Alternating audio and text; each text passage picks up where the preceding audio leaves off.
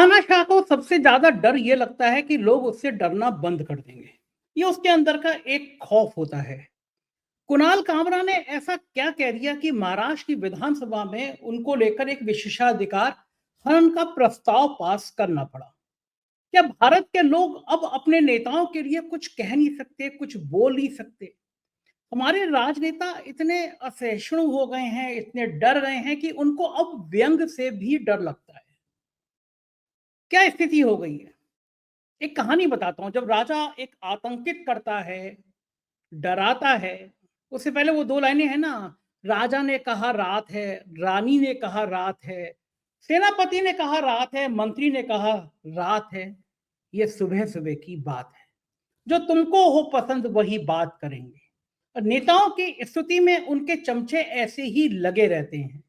और शायद कुणाल कामरा बड़े साहब के लिए विश्व गुरु जी पे सीधा कमेंट करते हैं, इसलिए कुणाल कामरा बर्दाश्त नहीं करते। लेकिन होता क्या है, फिर राजा के खिलाफ कहीं से कुछ बोलता नहीं है, कुछ बताता नहीं है, सच बात राजा के सामने आती नहीं है। एक कहानी सुनाता हूँ आपको। एक राजा था, उसको कपड़े पहनने का बड़ा बड़ा शौक था, जैसे हमारे विश्व गुरु जी को है। रोज दिन में 10 बार 20 बार पोशाक बदलता। एक बार उसके यहाँ 2 ठग आए और ठगों ने कहा कि राजा जी, मैं एक ऐसी पोशाक आपके ऊपर पहना सकता हूँ जो दिखेगी किसी को नहीं। आपको तो नहीं दिखेगी, लेकिन जो आपको भी देखेगा, जो विद्वान होगा सिर्फ उसको दिखेगी, बाकी मूर्ख को नहीं दिखेगी, या जो आपके खिलाफ साजिश करता है उसको नहीं दिखेगी। राजा जी की आंखें बंद कर दी गई, कुछ कपड़ा वपड़ा डाला गया बंद कमरे में, और बाद में कह दिया गया कि राजा जी, आपकी पोशाक, रत्न जड़ित पोशाक आपके ऊपर पहना दी गई है, दिखेगी किसी को नहीं। उसी को दिखेगी जो बुद्धिमान है और आपकी भक्ति में लीन है। राजा दरबार में आया, उसने कहा कि मेरी पोशाक कैसी लग रही है, कितनी अच्छी लग रही है। सेनापति ने कहा कि हजूर, आज तो आप बिल्कुल चांद नजर आ रहे हैं, इतने सुंदर नजर आ रहे हैं। मंत्रियों ने कहा, संतरियों ने कहा कि राजा, आपसे खूबसूरत कोई नहीं। राजा निकल पड़ा और शहर में अपनी पोशाक दिखाने के लिए निकल पड़ा। सब डर के मारे कुछ बोल नहीं रहे थे, लेकिन एक विदूषक ने कहा कि राजा तो नंगा है। तब राजा को समझ में आया कि उसने शरीर पर कोई वस्त्र ही नहीं है। ठग उसको ठग कर चले गए। ये विदूषक ही कह सकता है, या व्यंग्यकार ही कह सकता है। वो सत्ता को आईना दिखाता है और पूरी दुनिया में इसीलिए व्यंग्यकारों का सम्मान है। कुणाल कामरा ने ऐसा क्या कह दिया कि शिंदे साहब और उनकी सरकार को इतनी तेज मिर्ची लग गई कि आज विधानसभा में विशेषाधिकार हनन का प्रस्ताव पास कराना पड़ा? महाराष्ट्र में कोई क्या मुद्दा बचा नहीं है, या फिर ये ध्यान बटाने की कोशिश है? हिंदी को लेकर जैसा विवाद पैदा हो गया, उससे फडणवीस सरकार उल्टा उल्टा फंस गई है, परेशान हो गई है। शिंदे जी जो सरकार में थे और इस बात कुणाल कामरा के निशाने पे वो परेशान हो गए हैं। उनको समझ नहीं आ रहा निपटे कैसे। साउथ में तो हिंदी को लेके खेल करना चाहते थे, खेल उल्टा पड़ गया। तो क्या ये साजिश है कि कुणाल कामरा पर विशेषाधिकार हनन का प्रस्ताव पास करो और हिंदी वाला विवाद पीछे चला जाए? अटल बिहारी वाजपेयी से कोई सीख लेते। वो तो आपकी पार्टी के सबसे बड़े नेता हैं। एक किस्सा बताता हूँ। एक कार्टूनिस्ट ने अटल बिहारी वाजपेयी के ऊपर एक कार्टून बनाया और कार्टून के सिर पर गधे का सिर लगा दिया। अब आप सोचिए, प्रधानमंत्री देश का, उसके ऊपर कार्टून बनाए और कार्टून के ऊपर गधे का सिर लगा दे। आज के दौर में अगर कोई ये गुस्ताखी कर भी गया, तो सोच भी लिया किसी ने, तो ईडी, इनकम टैक्स, सीबीआई, थाना, कोतवाली, पुलिस, हाफ एनकाउंटर सब उसके पीछे लग जाएंगे। लेकिन अटल बिहारी वाजपेयी ने पता है क्या दंड दिया उस कार्टूनिस्ट को? उसको फोन किया और कहा कि क्या सुबह आप इस गधे के साथ चाय पीना पसंद करेंगे? और हंसते हुए कहा कि गधा तो बड़ा मेहनती जानवर होता है, मुझे क्या बुरा मानना, मेरी तुलना कर दी उससे। ये होता है एक बड़े नेता का बड़ा दिल। ये होता है एक नेता की सहनशीलता। मुझे याद है अटल बिहारी वाजपेयी की ये किस्सा बाद में बहुत दिनों तक चर्चा में रहा। तो मैंने एक दिन उत्तर प्रदेश के मुख्यमंत्री अखिलेश यादव की भी प्रेस कॉन्फ्रेंस देखी, जिसका जिक्र करना आज जरूरी है। एक कार्टून, उनके टाइम में कार्टून उनके ऊपर बहुत तीखे तीखे छपते थे, उनकी नाक को टेढ़ा दिखा दिया काट दिया जाता था, कान अजीब अजीब से बना दिए जाते थे। एक दिन उनकी प्रेस कॉन्फ्रेंस का निमंत्रण आया, मैं भी उस प्रेस कॉन्फ्रेंस में था। अखिलेश यादव ने अपने ऊपर बने हुए सारे तीखे भयंकर कार्टूनों की किताब का विमोचन किया और फिर जब जनेश्वर मिश्रा पार्क बनाया गया, तो उसमें एक जगह बनाई गई लखनऊ के सबसे बड़े पार्क में, ये कल्पना की कि वहाँ पे एक माइक लगाया जाएगा। कई विदेश में, कई बड़े देशों में ये चलन है कि उस माइक पे जाइए और आपको जो बोलना है, जो अपनी सरकार के खिलाफ बोलना है, अपना गुस्सा बोलना है, उस माइक पे बोलिए जाके, आपकी अपनी आवाज़ निकालिए। लेकिन इस देश में अब परंपरा क्या हो, अब कुणाल कामरा बर्दाश्त नहीं हो रहा, अब व्यंग्यकार बर्दाश्त नहीं हो रहे, अब वो लोग बर्दाश्त नहीं हो रहे जो सच बोलते हैं, चाहे वो कवि हो, चाहे लेखक हो, जो शायर हो, चाहे पत्रकार हो। ये कौन-सा हिंदुस्तान बनाने जा रहे हैं? कुछ मैं दुनिया के बड़े से बड़े देशों के कुछ नाम आपको बताऊँगा जिससे आपको समझ में आए कि दुनिया की में व्यंग्य की क्या अहमियत है, व्यंग्य की क्या ज़रूरत है। अमेरिका जो खुद को दुनिया का सबसे बड़ा लोकतांत्रिक देश कहता है, वहाँ का एक बहुत मशहूर व्यंग्यकार, कार्टूनिस्ट है जॉन स्टीवर्ट और दूसरे हैं टेबोर नोआ। इन्होंने अमेरिका के राष्ट्रपति क्लिंटन से लेकर और ट्रंप तक किसी को नहीं छोड़ा। सबके ऊपर बहुत तीखे-तीखे व्यंग बनाए, कार्टून बनाए।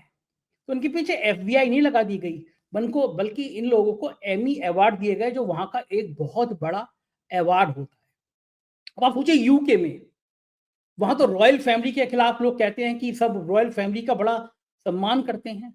लेकिन रिकी गोवर्स एक व्यंग्यकार थे और उन्होंने रॉयल फैमिली के ऊपर ही तीखे-तीखे व्यंग बनाए, सरकार के ऊपर व्यंग बनाए, लेकिन हर मंच पर वो बुलाए जाते थे, सम्मान के साथ बुलाए जाते थे।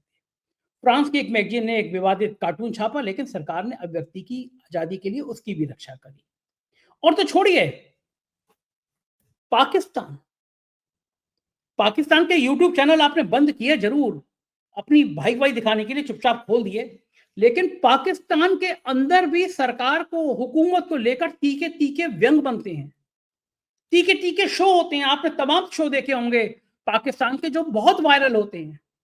लेकिन कभी ऐसा सुनने में नहीं आया कि पाकिस्तान के किसी व्यंग्यकार को, किसी शो को, किसी टीवी चैनल को इसलिए बंद कर दिया गया हो क्योंकि उसने सरकार के खिलाफ एक शो कर दिया। किसी व्यंग्यकार के खिलाफ एक हाउस में, असेंबली में प्रस्ताव पारित कर दिया गया हो, विशेषाधिकार हनन का प्रस्ताव पारित कर दिया गया हो कि साहब इसने हमारे सरकार के, हमारे हुकूमत के खिलाफ एक व्यंग बोला, एक बात कही। हम कौन सी तरफ इस देश को ले जाना चाहते हैं? मैं बिल्कुल ईमानदारी से आपसे एक सवाल पूछता हूँ। आप किसी भी तरफ के, आप राइट विंग के हों, आप लेफ्ट विंग के हों, आप न्यूट्रल। ठंडे दिल से हाथ ठंडे दिल से सोचिए, दिमाग पर जोर लगाइए, दिल पर हाथ रख के सोचिए।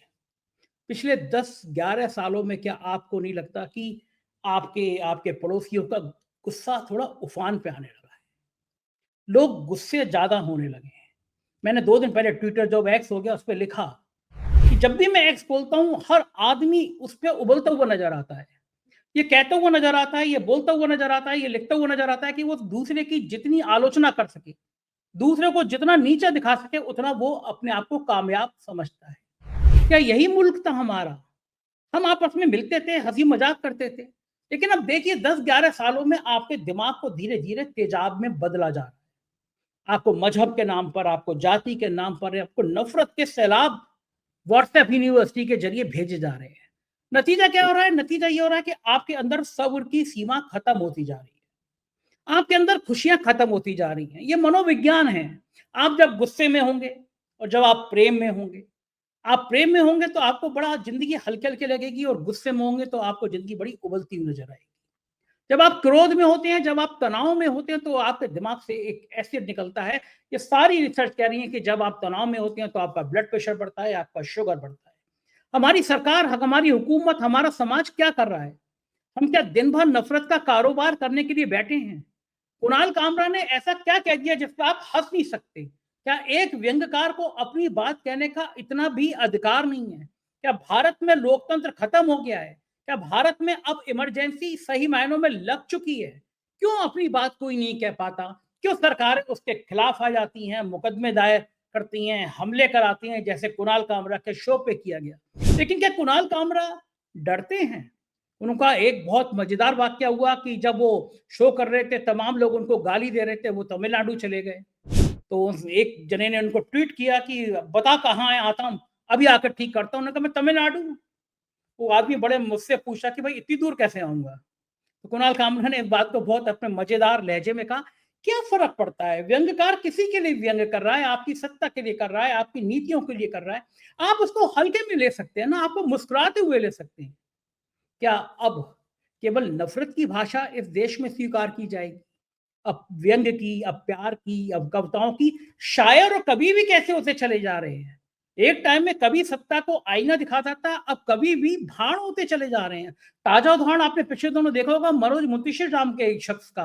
अच्छा खासा गीतकार था, नफ़रत की फैक्ट्री में ऐसा घुसा कि बजरंगबली पे ही कुछ कर बैठा। उसके बाद से कई बार कई लोग उसको मेन स्ट्रीम में लाने की कोशिश करते रहते हैं। तो इन कवियों को, इन शायरों को भी अब अपनी कविता छोड़ के भाणगिरी का नया शौक जगा रहा है। तो आप क्या बनाना चाहते हैं देश को? आप चाहते हैं कि इस देश में हल्की-फुल्की मज़ाक हो, कवि कविताओं में सरकार को घेरे, शायर अपने शेरों में सरकार को घेरे, व्यंग्यकार सरकार को बताए कि वो क्या गलत कर रहा है, या फिर आपको लगता है कि कवि हो, लेखक हो, पत्रकार हो, शायर हो, वो सिर्फ़ ये कहे कि राजा ने कहा रात है तो हम भी कहेंगे रात है, या आप चाहते हैं कि आप कहें कि ये राजा जी ये रात नहीं ये सुबह है। मुझे लगता है कि उम्मीदों की ये सुबह आप देखना चाहते होंगे, इस मुल्क को बचाने के लिए ज़रूर देखना चाहते होंगे।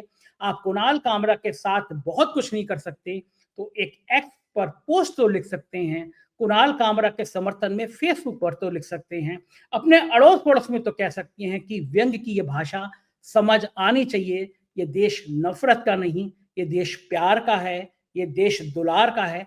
इसको ऐसे ही बनाए रखिए। आपके कमेंट का मुझे इंतज़ार रहेगा। बात अच्छी लगे तो दूर तक भेजिए, अपने दोस्तों को भेजिए, चैनल को जॉइन और सब्सक्राइब करिए। शुक्रिया, थैंक यू।